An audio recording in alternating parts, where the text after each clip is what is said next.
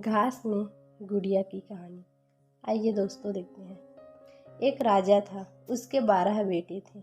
जब वे बड़े हो गए थे तब राजा ने उनसे कहा कि तुम्हें अपने अपने लिए एक एक पत्नी ढूंढकर लानी है।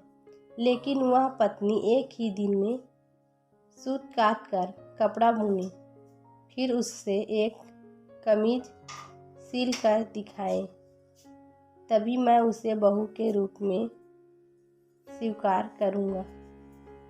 इसके बाद राजा ने अपने बेटों को एक एक घोड़ा दिया। वे सभी अपनी अपनी पत्नी खोजने निकल पड़े। कुछ ही दूर गए थे कि उन्होंने आपस में कहा कि वे अपने छोटे भाई को साथ नहीं ले जाएंगे।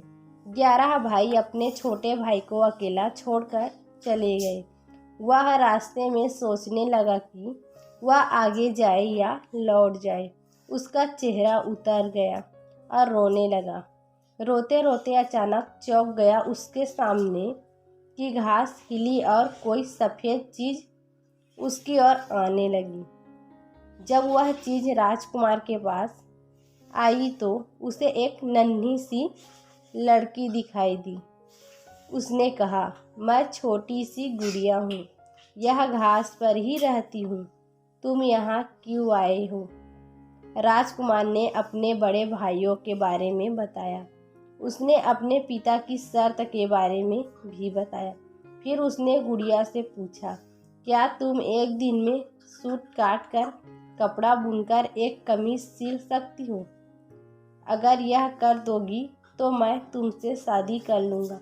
मैं अपने भाइयों के दिव्य व्यवहारों के कारण आगे नहीं जाना चाहता। गुड़िया ने हाँ कर दी। तुरंत ही उसने सूत काटा, कपड़ा बुना और एक छोटी सी कमीज लेकर महल की ओर चल पड़ा। जब वह महल में पहुंचा तो उसे शर्म आ रही थी क्योंकि कमीज बहुत छोटी थी। फिर भी राजा ने उससे विवाह करने की अनुमति दे दी। राजकुमार गुड़िया को लेने चला पड़ा।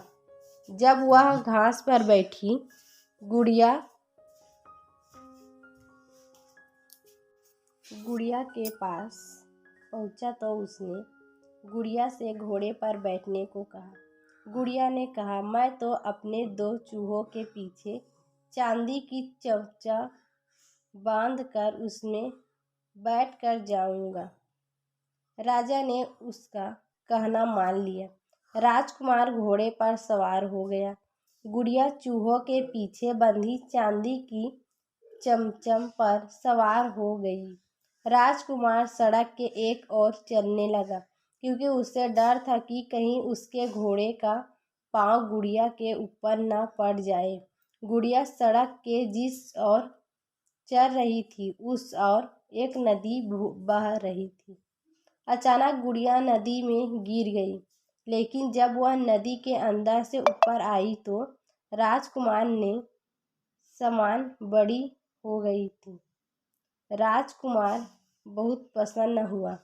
राजकुमार महल में पहुंचा तो उसके सभी भाई अपनी अपनी होने वाली पत्नियों के साथ वहां आ चुके थे, लेकिन उसके भाइयों की पत्नियों का न व्यवहार अच्छा था, न ही वे सुंदर थी।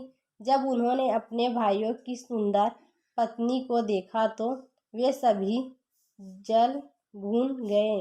राजा को पता चला कि बड़े पुत्रों ने छोटे राजकुमार के साथ दिव्य व्यवहार किया तो उसने बड़े बेटों की खूब निंदा की। फिर छोटे बेटे को गद्दी सौंप दी। छोटे राजकुमार का विवाह गुड़िया के साथ धूमधाम से हुआ।